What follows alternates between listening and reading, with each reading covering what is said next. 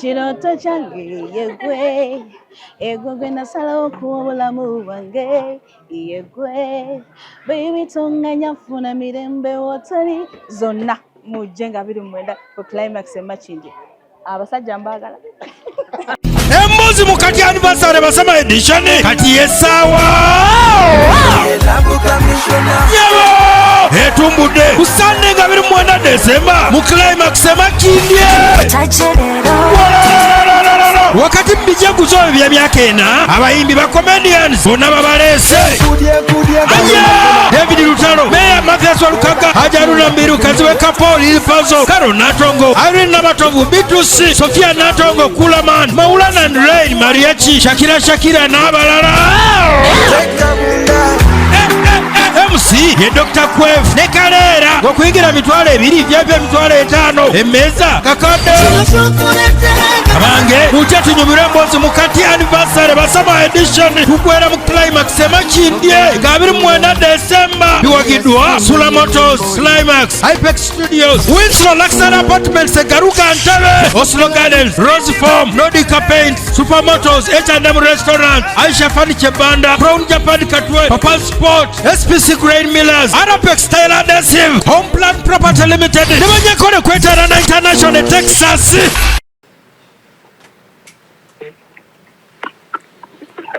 Coach Ricky. Yes, sir. Ogamba otya? Ndi bulungi bugana ogamba otya bro. Oyogerako ne Frank Ntambi. Frank Ntambi ogamba otya bro. Nditwakomayo kwesanga ddi luli wangamba nkoleekolemu. Oli ku nnoni. Nongamba nkoleekolemu. Twesanga ku nnoni. Hey. Yes, sir. Nali ngenda kukola week eno ngenda okulaba ate bino ebintu bizzeewo bino bitubendi mu kulaba. Ngamba musajja wange agenda okunkozaakozaamu ate kati bino anafuna obudde.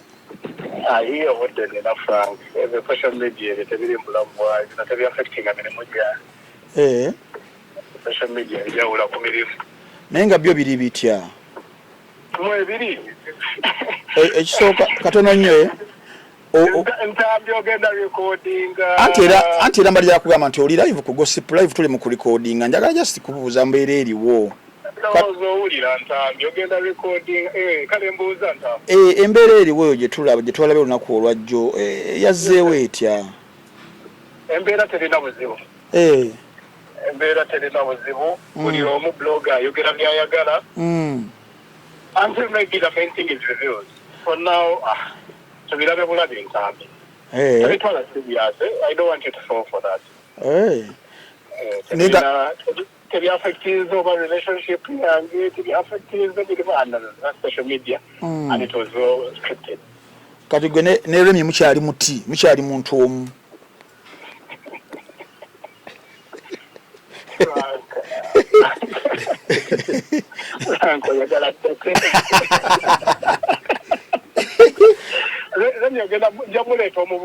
Remy tuli mu kumunoonyaako naye era tulina Faruku wano. Faruku naye byagala okukubuuza. Kochi. Kyekiriwo naye. Omwana story kikati galale yagenza ate kweteeka mu gondi. Ani? Omwana yayagadde labisaamu. Yayagadde kulabisa? Yayagadde labisaamu yenga ye.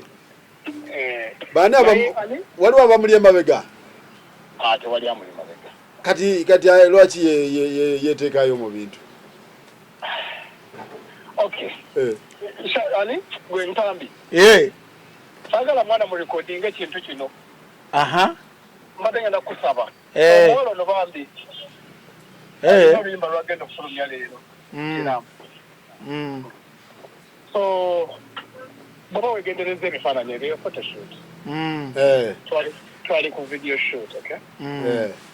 Video shoot ya muwala. Yensobola lwaki ngambye Frank, this is all scripted. Sagala tena mubere Frank ng'abalala bonna. Sagala kibaswaza. This was well organized nga bwe kiri. So the concept comes in, omuwala ayagala obudde bwa guy ali married, ate guy tamuwa budde. That's why I made the alliance. Okumulaga ati nvaako nzijaayo. So this plays along with her song. Naye nga muli yaliteddemu oba just? Ndi musajja mufu. nze ndi musajja mufumbo Frank. Nze ndi musajja mufumbo nina omukazi. Era nabyo byonna bimanyiiko so. Everything is well. Okay. Yes. Kale coach. Sagala tena mukibatwale ndaba bangi buli omu tuli eno tufanse buli omu kimututte buli omu ye main topic. To maintain ekiriwo. Let's just play along. She's having a single release today, audio. Okay. Then video ye, just dropping perhaps early Jan. Kati mukazi wa kimanyiko kuba ati ayinzo gira ati ate mukazi wona ye nabitwala serious. Blood nze ne musajja mufumbo. Okay. Mukazi wange akimanyiko buli kimu. We're talking actually tuli naye mu group y'abaremi na buli kimu so tewali kifuluma atakimanyiko. Okay. Kale coach. But I'm surprised buli omu kino kintu kimututte nnyo like okay twali tukipulani zitambule buli kimu naye kigenze ku magnitude ennene nnyo. Kuba nti bajjayo n'obufaananyi obulala nga ate owasa simanyi ng'okola otya. Obufaananyi obw'embaga ebyo tujja bibannyonnyola lulala naye.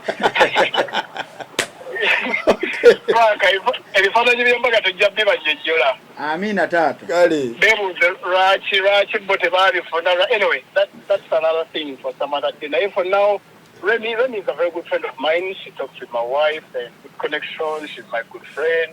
Not my fiancé. Kyekireke Frank tobabuusa oba okonoonedde bambi because tukizimbye bwe tuti mpola. Kati newadde neefula saddaaka nze bavuma bakola kimani. I'm just there to help abantu. Kankikwongereremu supu taata wange. Gwe just teekayo nga bw'oyagaza sifuddeyo oba ovuma ki oba ki kalumi tukayiseewo bantu. Weefudde Yesu. Weefudde Jesus. Nze neesaddaase buli omu avuma buli live evuma buli muntu ku TikTok avuma mu like yo. Ovume naye ekikulu kya byonna bye byafunya attention gy'ayagala ndi we plan this. Kale naye era no si kabi. Akaliwa. Karemi. Muganda wange nga ne musajja mukulu. Uliza saga zonna ezibaddewo. Balese ba ex bibozi nze sigatta abakazi bwe mandi n'omuntu mba n'oyo siri muntu ayenda siri muntu w'abakazi leero. Kale coach. Kale we have boundaries with Remy. She was our client we. Naye nga bansasula for that purpose Ricky ogenda kuba mu video yes ogenda tuyambako promotion yes you get paid it is done. Kale coach. Kale muganda wange bali kunoonya at least munoonyezza naye abamu boogera ndabe babuloga boogere nga After tuli professional sebo. I know and I've noticed that. Frank akali tunaddamu Farouk. Kale baba. Sagambye ku mande sagambye. Sagambye. Ngamba muganda wange omusajja nga wamanyi ku mutala guno nga bamwegomba bangi. Oloza gwe tebatuuse kutta busi. Tebasobola obanfa n'enfa kulwa mukwano gwange gwe nina gyalire byankoledde baby. Kyokka boogera mwogere. Sisobola kwokya. Hayati sisobola kwokya mukwano. Gwe tobangako mu mukwano tomanyi mukwano kyeki olulenzi lwange ndwagala enkya ngenda dupostinga ate ke namubalaze kati ngenda mubalaga paka ate kati wakyaliwo kyokweka naawe kati ngenda mubalaga buli lunaku paka naye oyo omuntu wange alabika waliwo yabadde amuteze ekiso ng'amugambabasuuziza abantu akayanzi manyi okujjukisa enkya nzija naye. Wow. Actually, nje tugenda kola live aba babiri. Oh my goodness. Tugenda kola live mujja kufa. Bana ye batuuse okwetugira ku minyaanya. Kakati ebyaddala gundi egaanyi Desemba ekyagaanyi. Emyaka kati ng'emeka. Desemba egaanyi. Egaanyi emyaka nga 7-8 tetambula. Desemba kyekigira. Abasama tewakyali. Aba Spain nga kibayita ssente. Betwayitanga abasama nga tubeera ku bunkenke tewakyali.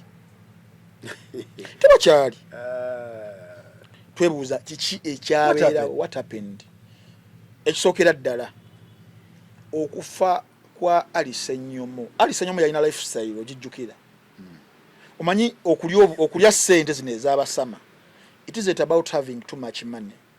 It is about the lifestyle. It is about the flamboyancy, the swag. Abaliwo tebalina swaga. Tebalina. ali Senyomo omugemo ita Ivan Semwanga yatukwatanga amawuli agali ku bunkenke tuwandika kuye twogera kuye najja nakola press conference na assembly ngao sente ngaline rich gang bacheyune balo King Lawrence yona yadawa bona abaganda bagamba bakamiza byabakulu abo balakati bayina sente yali rich gang yali ali Senyomo with a gang bano nga chabali nga bagundi babaita bati bali bakadede bano egali yali gali gundi ono bali yali gali ya gundi ani bano bani ojukira Prince MJ Prince MJ bageza ko muzako mbasikire Ivan ne kigana ne bageza kokola zi white party ne bigana paka yebachita abadde asembe okukola mu moyo line yali kigang ye mukyala wani wa Ali Senyomo Zari mukyala wa Ali Senyomo ali kuki mukyala wa Ali Senyomo yabadde ejjo nenga obulamu tebutambula bwa kaka alaka yasigaza mu kasente ke akake akokulya mpola okulya alyako jukira ne boyfriend wano bino ebyaliwo Ali Senyomo teyamulekera sente Ali Senyomo yalekawo nenga byakulabirira abaana ate nekirala ye Zari mukazi hasla tayinza kuddawo kugiragira alina muko wano ku bwongo era n'omusajja ono gwalina ono Shakibu musajja mukozi akuba nabo relationship yaabwe yahitinga muko ku rock kati saawa zino yagezaako kakasa public mpola nenga erigunte kyali mukuva biberangira bibesomera kicho yita ku meza nawe togaba nawe oli mukodo kati abasama story nazawede mbalabamu kati bonna badonzera mwebali kati bonna namwebali naye nkugambe balina kye bamyesinga kiri kya flamboyance ojukira mu biliena Mike Ezra Mike Ezra yagezaako ndowooza mu bakasinga okuba ne sente mu ba socialites mu Uganda tewali yali asinze Mike Ezra sente kankunyumiza Mike Ezra byakoleramu ojagala ogerageranye ku bimwe bimuyita abagagga bamwe sawa zina abaliwo zengenda kuwa abanga aba batano esawa zina abamu babula abamu bali makumira mbafa ante nkubuli aki December yafanze obuli be mulinawo tutandike kuyasookera ddala obulamu buno bwe tulimu ba socialite Mike Ezra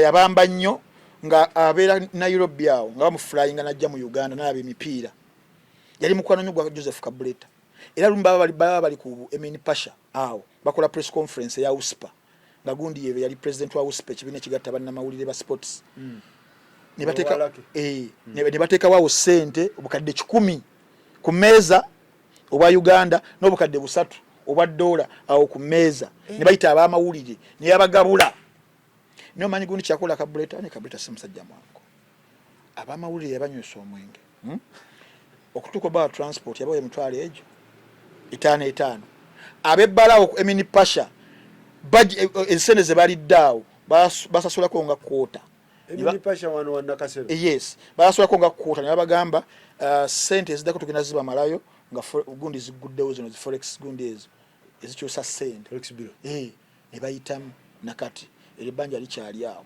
yalina sente nenga semufere mulwadde n'agezaako gula timu ya Leeds ey'omupiira 2 nga bagitudde obukadde 9 oba US oba pound British pound obukadde 9 rather nga alinako 6 nenga alina body y'abantu 6 abagenda okuleta obulala ameka 3 naye abazungu bo tebakyamuka batuka ne bagamba wadde sente muziwezezza naye kisoka ku body yammwe tekuliko mu Ngereza temujja kugira nono yaffe ekyokubiri ebamwe mu Uganda tebakumanyi nnyo business ezo ziririddawa ezimanyikiddwa ne bamubuuka ne bamuwanduukulula Ezra yabamba omuntu atuka nga alina obukadde 6 nga n'abazungu babulabi bwakugula Leeds just jigula nga alina budget endala yakugula abazanyi eyawa oyo Kabuleta blank check USPA yeteremu sente Kabuleta n'abula nayo nga amaze mu sente banene ababulako Kabuleta yali Joseph yoyo Joseph mumulabi wanongaze mbyabufuzi mumulabi wanongaze kumbonya akisinga ngatto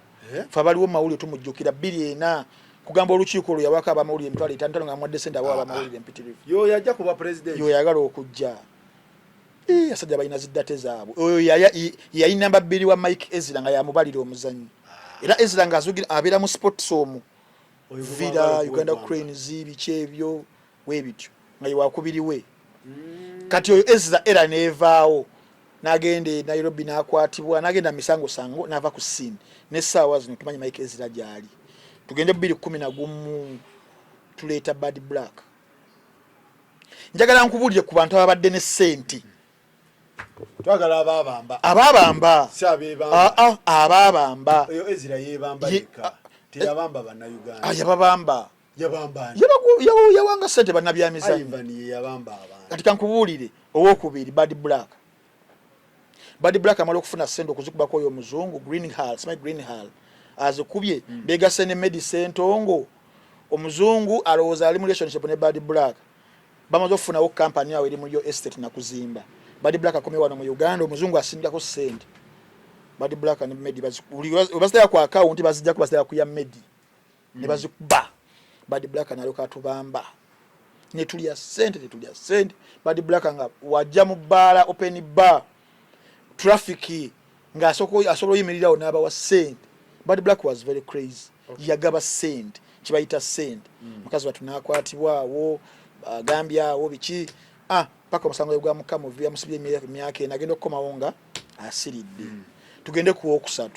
okusatu looza ye Ivan Semwanga ali ku namba 3 nkubala generations nga wezizze ngoli wadde okuteekawo asooka n'engamba generations nti Ivan yagundi yasooka Ivan yes yasooka Ivan yewokubiri ajjaawo owokusatu ajja Ivan mukimu yakikola Rich Gangiye nga December nga lumu 2 abeera wano Kampala paka nga January nga 10 nalyoka addayo naye ng'okimanya abamawulire mujja kufuna sente nga muzaagala abayimbi bajja kufuna sente nga bazaagala abamabaala open bar yawambira ddala nga tekamu n'ebintu ebirala ku time ya Ivan Semwanga Pemba yaliwo Pemba baliwo ninga Pemba tekiggwa ninga tekiggwa bulungi Pemba kati bamalaayo sipapa abo nabona bali bajjabuzaawo we batyo mbuga kanina kubulira mbuga wewookuna mbuga yabamba kwa ne mbuga engeri gyafunamu sente nga amaze okubeera nga akola embaga Vivian azzeeyo eri Sweden alina boyfriend gwe yali naye bamaze okuba omuzungu sente omulala okitegeera sente olina era nga Bad Black wekaali no bilioni 23 eskezi yakuba nakwatibwa Dubai namalo makagumu atagenda mu court yamujja namufale Denmark namufale Sweden nabeerayo paka government wa Uganda yakiyingira musajja yamukomyawo wana Uganda ne sente ze bilioni 2 mwezi yakoma nagamba bali bampaayira bali bagala kukola bichi bandimirire empindi ku mabega newe yakomawo nezo nazinvestinga nagula STV ne mu kaseera kalujukira embaga ye 2016 ya SK ekibuga kyakyankalana ba socialites bafuna ku center ya SK Mbuga Leira Kayondo mabala bazirya abana bobuwala bazirya ku mbuga n'embuga genova mu komeranga n'obongo obukoze eki kali nkulaga abali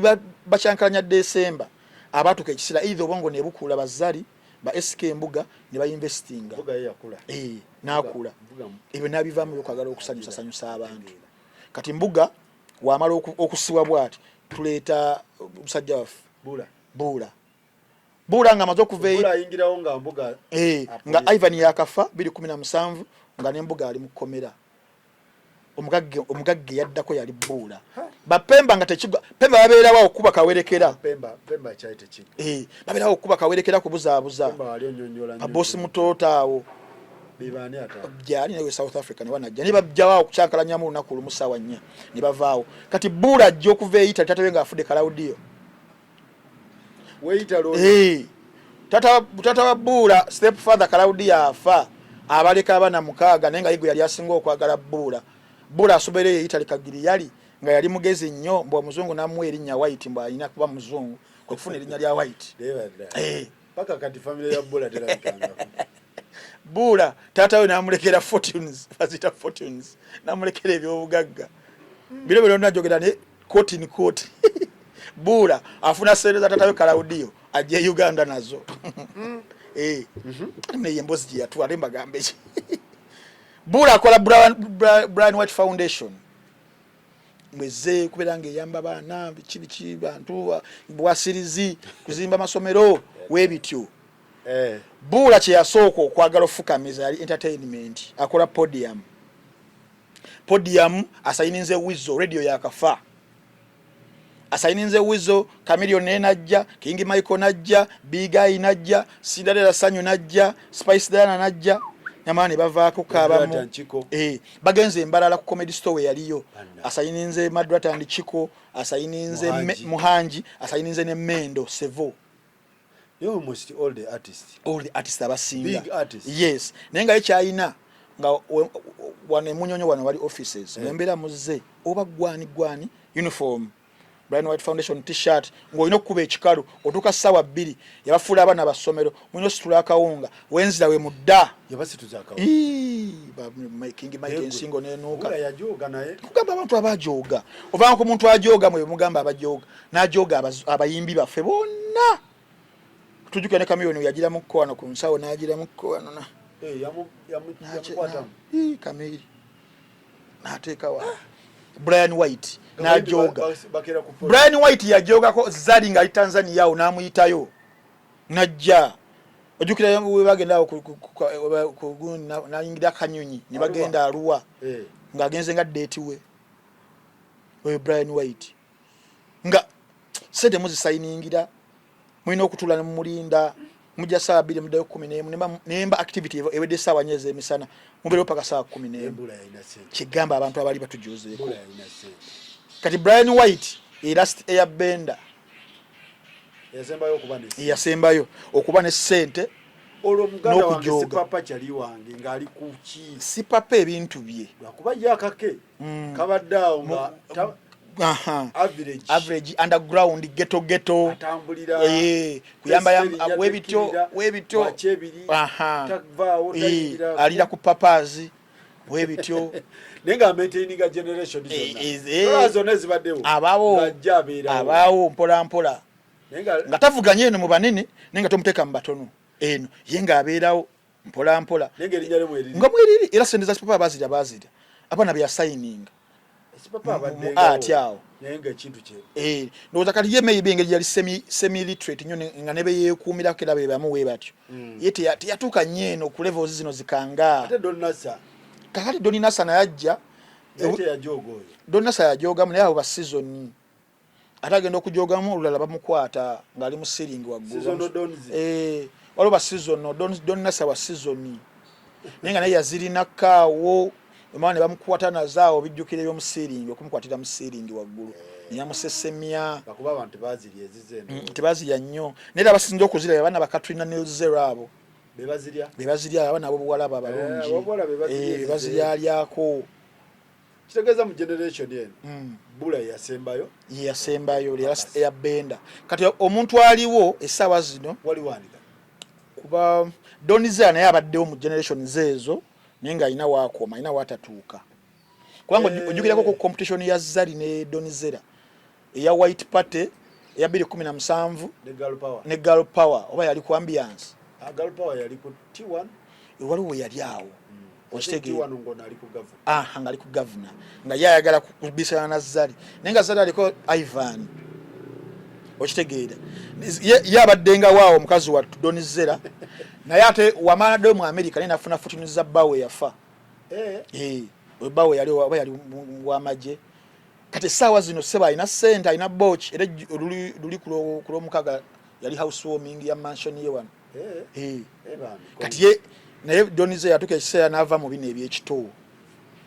okitegedde ebyokwemulisa yadda mu investments investinga tashagala byakwemulisa kati now my sister Juliet zawedde kiti kityo she's my sister she was once my in-law sister in-law kigwate kigwe uwe nga ina boyfriend mukwano gwange obbi wange Jona ali biki Jona wabula ba video eno what happened to you between you and my sister tayogera waba mukuba teke simanyi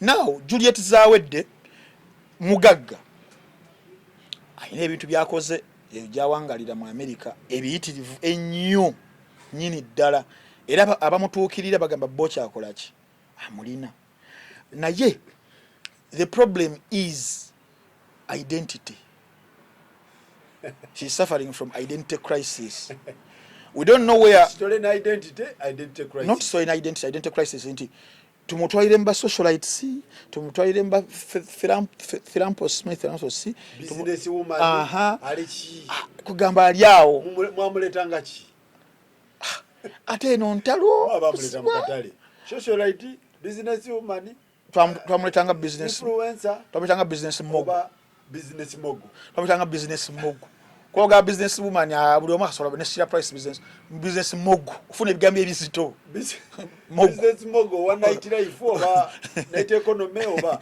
wadde economy yayina bba wadde economy nekati bamuteka mu ne ona akola ye wa economy zombi kati abadde tajanko Uganda kuva yafuna sente naye guno omwaka natandika okubanga ajja era guno gubadde mundi gwakubiri gwali mu guno era asulawo ku 4 points mukube ekintu kitambula kitya kya muganda sister nga alina sente era yansuubiza okundaba naye aliko oluseregende lw'abasajja abalina enkokola ziri ezitagambika bannange sister wange Juliet kolanga wakolanga lulingo kyali mu America basajja bakazi batambula nabo bashimeros abasinga bashimeros Joel Smile Persian beach cookie panna akuba olukokola waawo bava nayo mu America bazungu Africa bana Uganda chukwe Joel bamuta Joel Sepuya le Persian cookie aliao muchi ayambalanga mukyala naye tufuka ladies and gentlemen bakuba okutuuka obutuusi ku Juliet lulinga ali ku Paladin atambula n'abalowoozi basajja ngenda zimalawo bakuba nikati ataba okupayo obukadde obutaano bwokka bakusaaki bakuba mami Juliet egamba yange ogirina mami Juliet aliki mami nga omanyi obulamu bwe oba ne ssente buli kimu osobola okukigezaako buli kisifala okufa obwavu bwe butwogeza balina ssente buli kimu bakikola temutubuulira kituufu kikye mutambuza muli ki mami socialite kati saba zino kulya ssente tuddeyo tukole tubeere mu business mogu tukole simanya amalwaliro obuzibu we mwamuleeta mu katale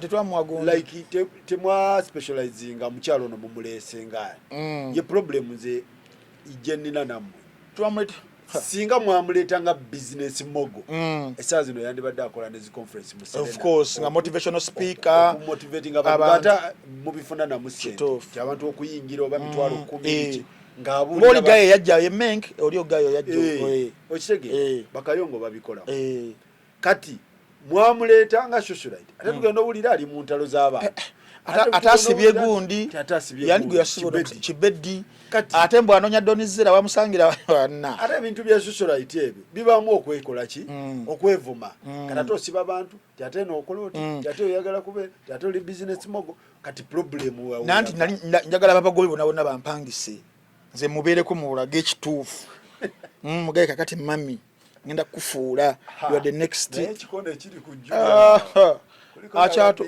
John Frank banang na sekananga tomorrow you come at 4 points and you have some lunch ngendo kube simbwe onjoga president ndwali abantu ono ntambi ne banyiga ne bantuga era mami woba owulira ntuso okulaja na kwange bakunnemeso okulaba okulya dina oba lunch era sijja kufa nnyo nabo gwe simu yange yine eri 0701 naye muzirye mpola sebo ayi tuzirye mpola tutya fe tuli magoma listi wenafuluma waliwo listi ezitebefuluma waliwo listi gye nalabye nga etambula abalya sente za Juliet naye nze linyange nawe lifulumirako sente mba sifunye za kibi nalaye listi n'omusajja afu whatsapp screenshot nengamba n'omusajja afu whatsapp kwali omukazi ono listi etambula ku social media ayinza okuta abantu anze bannaye naye ebyo si birungi wajja mu mataala okugaba ssente tokola ate ki totambuza lisiti ezo nze bano era nga newe lifuluma mami ndi bulala mami n'omusajja afu whatsapp tuli bulala Dala $3 $6 $6 eŋŋamba bino tebibere tebiba byangu. So kati nalabe naye alina party yakoze party Saaje ulidde nako Juli kikwewuunyisa mambo yakoze party kikwewuunyisa kyegamba bali asajja bakolanga zi party nga nowe ggulu amanya butuufu babasama kyegamba butuufu kyo kiri oba South Africa be bali bapikanga andi kati aba South Africa bapika olwa Ivan n'ekirala omanyi kati n'essente zino engeri yogispeningamu ozijja source of income kati South Africa ebiseera ebyo eba Ivan balina sente zebafuniranga ku lubeyu naye kati olubeyu lwavaawo ne South Africa sente yakirwanire sente buli obeera nga yakirwanire muganda wange olaba zali kusirika najja mu bbala ntanyamu ne Lwenzooli bwakikola sente naye luli nga bapopinga ne bayiwa kati sente yakirwanire ate kati banaffe bana abava mu America naki n'engeri gyafunamu sente bagivaluwinga manti bagivaluwinga baba America abantu abava mu zidi ensi bayina babirimu ebintu kituufu tebabirimu ebintu byokwepika byalinga South Africa era nga n'aba mu America batya bagamba waayi sente bakikola batya abo nga balabira eno kati bo bayina discipline eri sente baziwa value naye kati South Africa waliwo ez'olubeyu nga balinyanga abavubi nkya tuddayo ne tukola ki ne tufuna naye kati nawo Don Bahati awo bebo beŋŋamba abajja ennaku essekendi ana byakapemba we batyo nedda mukwano kyamaani waabwe bamuyita Ado kyamaani Ado nkutumiddeko namusanze kwakamwesa awo ne tunyumyamu Chairman Ado biga penosa mukyalireko di Ado ngenda ku namba ndagala abakyalireko mbachekingemu ntegeera ani Ado ali njapa kyalirako oba ne discipline yewa undercover tagala nyona tagala mata mulimu na batagala matala era ngambe abana abalina sente tebali matala tebali kati bano bola babagundi bapereketya sana pereketya bye yawo kangere enjire ejiremu nenga Ivan omulaba Ivan yaliye mugagga ebyaddala nga siza kuba bukubi ku lubeyu nenga ne byalina assets azirine kati kyagamba ki kati the bank bibamu ne Don Bahati bibamu nani oligo gambe Jack Pemba biba Medimo kati Medimo ye gundi ye Uncle Ricky Medimo ye version ya Richi wa Amsterdam we wa Amsterdam tulina musajja afoli Andaman waliwo omukazi omulala bamwita Mama Kaliro ali London oyo kati yomu ku bagagga abasinga sente mba na Uganda bali ku kyeyo naye alina discipline wali era baŋŋamba njagala nnyo mami kanakano bakakusalire mbakakuwe mami ndi eno ninga mulekwa ninga nfuuzi mami woba oli obaka buno Mama Kaliro bambi enamba yange gundi ajukuwe M-Siriki Mama Kaliro abeera wa ali London alina pepa bagamba akwagala baŋŋamba njagala nnyo anyumirwa naye mama buli akiŋŋamba mugamba mpe namba ya Mama Kaliro Rich tagigaba alina sente yoyo omuntu yansuubiza okuntwala ku Old Trafford era Mama Kaliro bambi tola ku Old Trafford United kyekyoka so kati Medimo ye version ya Ricky Amsterdam eyo katisha version 1 katisha bwana Uganda sibe balwasa katisha the bank baja ne basumbuwa mukawo ne babula katisha omuteka mugundiza lwasa katisha abera ne bebe wagende South abera ne ba katisha katisha lwasa olaba ne gundi abera ne bebe badi kati bebe ko olinga agamba nti kye kisembayo nti oba naye nedda banna katisha lwasa katisha lwasa katisha sewe ya nazirambo jini bas gwalaba ku bipapula byazo Medimo ki version ye aliwa Medimo kugambe asajja basitula buzito bali ekyo version ye wano yani yo musajja wange Eric coach Eric Medimo kutumiddeko nnyo Medimo Medi Kingdom ngati omuwa version ki Medi Kingdom yaliwa waliwo mugaga Medi Kingdom yo Kingdom Kampala Medi Kingdom sebo naye Westwood bayina ate alima wale alima musajja mulala ate ye business ndoza ye tali mwebe bya tali mwamata waliwo omulaga bayita King Shafik eyansuubiza visa ya South Africa nakati wadde otuukako embaale saatuuka King Shafiki naye Don ate munaye Doni nga tatuukiriza mugaga kyawo omulala waliwo Kyeyune beba Richiganga abo abataddamu ku appearing Kyeyune level ki omuwani wana Uganda Don Chris Kyeyune Don Chris Oba Don Chris ofunda kuna Don Chris sewa ina ku bocha ato Kyeyune Don Chris ato chayo ate ki bawali bamuyita Cameron Gitao Cameron Gitao yalimo TMT imujjukira TMT the money team the money team yalevuganya gundi Richiganga yali versus Cameron Gitao abo tebala bakoko ku budde wanjuba webuza babu one version we yani wano mubawa nabasasanya chicken wasa chicken afuwa abantu Cameron yamuteka ku chicken chicken ate munnaye wagomboluska abanako ne chicken mugasuddinga obasudde nnyo ne chicken mugaga Cameron wogamba nti ate kati fitumulabire ku kyajjo ano atuyite Cameron ati abamba apo abukoyi kati wabaya poa Cameron ye chicken chicken agaba kati shawagambe yerwasa kati shaleba sio akantu ka kalikinga simanyi ovachochi simanyi bulungi namulaba last year kati shajja okunonivie naja ne briefcase awo nga mulimu amajja mulimu emitwalo bajali 3 ejja $.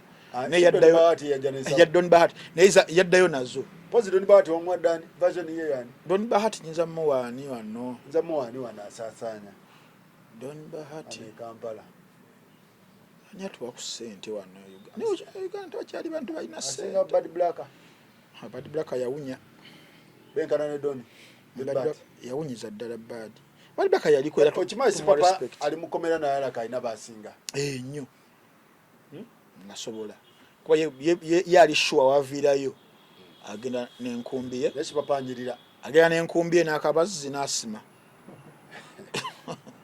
we yatereka okay naye nga abasama ekintu vibe ebuliramu ddala waweddeyo dda juga sajja bakayingira bali bayingira batubambanga 14 December paka 2 okitegeera we watyo tugatuka mu Christmas nga tuli basanyufu kati tewali Juliet zawedde bakunemesezza Christmas hii ino ndi bulala mama Kaliro nkolako London go wash alai Andamani mwali dakutanadda mwali mu Uganda oba talimu bangamba waliwo London naye bamuyita Agatha simaye Agathani kati mbona yali nam je bali London ne bo bakuba kati abaawo olaba mu Europe discipline ya America financial discipline ya amaanyi Canada wonna kati ndoza bili eno waffe mu Afrika wano abatalina laba okay emusiri kimwali mwali bangamba aziwa ani nsinga emusiri kyokuyiwa sente lichwa yiwa wakasanvu jiwa kanana ka Uganda twetwala otugenda ku comedy store richa nsoko okugwamu ne Edimezaya bangambe naye bafeka bona Edimezaya wagataliko sino ne emusirichi tuli mu bracket yemunza de Shalom tutambulira Edimezaya ye Shalom Edimezaya ze emusirichi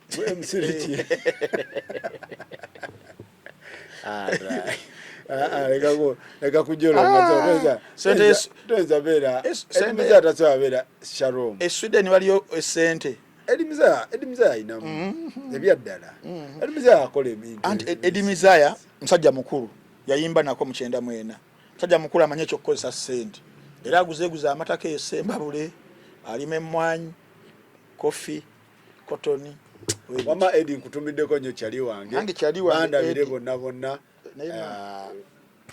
ndowooza tumalirize kyekyo munnange kyekyo wekitambula waleero abe Canada tubagamba nti smart access weeri awo Canada okubeera nga ekuweereza frozen matooke oyagala lya kutooke lyewaka oyagala kola ki byonna abasajja babimalira ddala bagamba bakola ne catering services mu Canada wonna tamatooke bagaleeta ku lugirwo kye bayita do to do okitegeera so oba oyagala kufumbira birthday oba kukolera mukolo bakola emikolo bafumba ku mikolo so n'okuleetera ebintu nenga bwe kitebe kitambula Hana Salon ekyaluwajjala weeri okubeera nga bakupepeta bulungi nnyo tuke ekyaluwajjala ku shero ekyaluwajjala ojalaba obupande awo oyingiraawo munda jakubanga obafuna nange okujjukizako abantu okusigala nga bakozesa Nana Herbal mouthwash mu kaseera kano bannange tuge wabula inaku bbiri tuge tulyeko ku bifi by'enkoko nyama choma bannange mubeere nga amannyo magumu ogafulanga magumu n'ogamantaininga mubeere nga mukozesa Nana Herbal mouthwash saako n'okubeera nga akamwa kawunya bulungi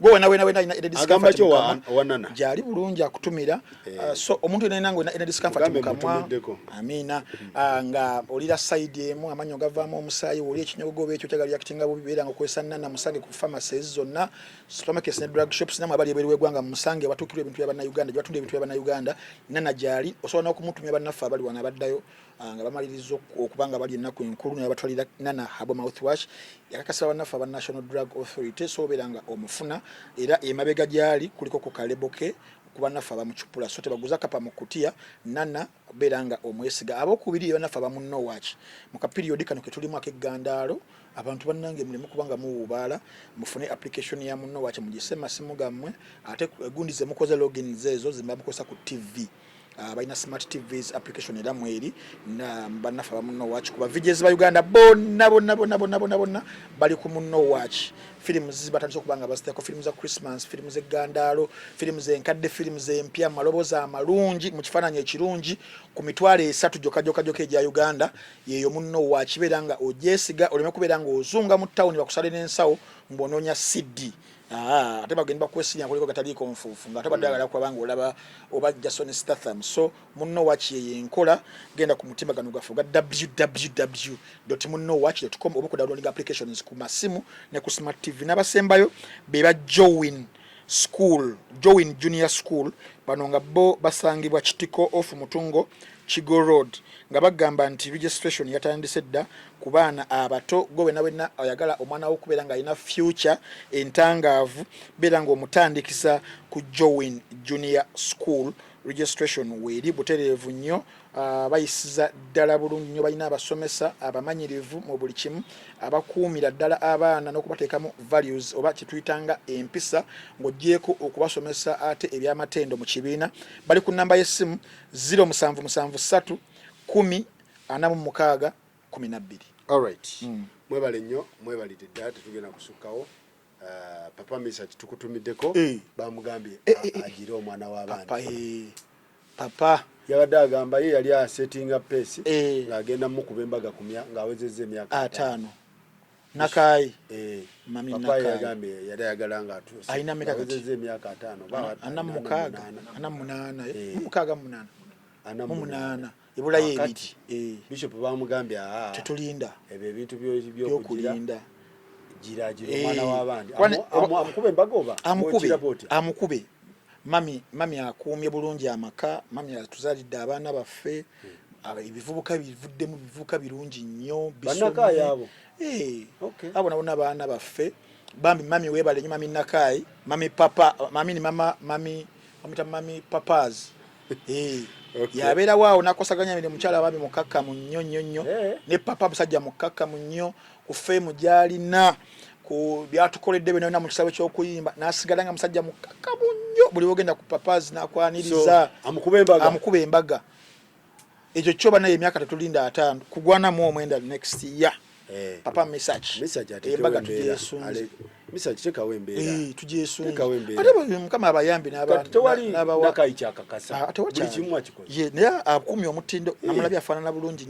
nnyo kati Nakai kyekimusumbu tewaba emmere ebeerawo mu time kituufu yagifumba webali ekisege kiki wino ofumba ate katakyafumba kuba aba ku restaurant Misaki omwana w'abandi mugirereka kuzabuza embaga nenga gire emikolo gyaggwa gire emirala kukyala kwanjula kozalaka yabimalenge awo kiba kirungi alright mwebale nnyo mwebalire ddala tubatumileko mwenda n'okutumirako ku mukyala amwita Nanfuma Shamim wow Nanfuma Shamim oyo mukyala agenda kujja saawa yonna ku bino sakunyumiza story yono mukazi gwe babbye ku macha anenda ono senga kitoni Senga Kitone yani ate. Senga Kitone ono omukyalo ono. Nalongo Kitone ono tintu gwe bagamba tinti atanoga. Ani amubbi. Awo wabadda ine bala ekibuye. Tijiji. Bakedde abatamanya ngamba. Nabiranga ebintu bye byonna badatunda spirits walaji. Ne babibba ebala ne bagivandalizinga mbu ne bakwatiramu n'abakyala. Abasanzeeyo ba waitresses awo ne yabakwata ne babakabasanya ensonga za ttaka bwawo wali simanyi yajjawo ate waliwo wekibanja ate bagenda mu kooti talinze afunye bakifeesi bazze kati omu ku bakyala awo Nanfuma Shamim ajja kuba MP Bambi najja ateketekeko ku mbeera bere nga ayamba Bambi mukyala gwe nkwe Senga Kitone yagula ettaka wa awo ekibuye kulaunda ba nga kulaunda yagula mpewo yagula empewo kirabika mukazi wa kibuyawo ngaawa si wa bei naawe kati Kitone ayinza okugulawo akantu ne batampeko proposi nga yajja mu gyataano so Nanfuma Shamim Bambi we balinyo kubeerawo abantu we batyo mu abantu betwetaaga nga muze mu bukulembeze ajja kuba Kampala umani MP 2025 Nanfuma Shamim kutumiddeko ko Nanfuma Shamim mumulabiranga ddala Shamim Nanfuma kati nange Christmas etuusa Faruku yagala ndyewa nga bajja Kapemba baabo baggwamu Nanfuma Shamim. Nanfuma Shamim. All right. Mwebale nnyo mwebadala Senga Kitone ng'olabye nnyo. Alabye mukazi. Abantu be baba repinze. Wagambye so those claims nene kubaawo nyini wali police ekatwe weeri. Kibuye. Bibirawo bitanga police eri awo. So those claims the police is very serious otherwise tuli mu nsi lawless.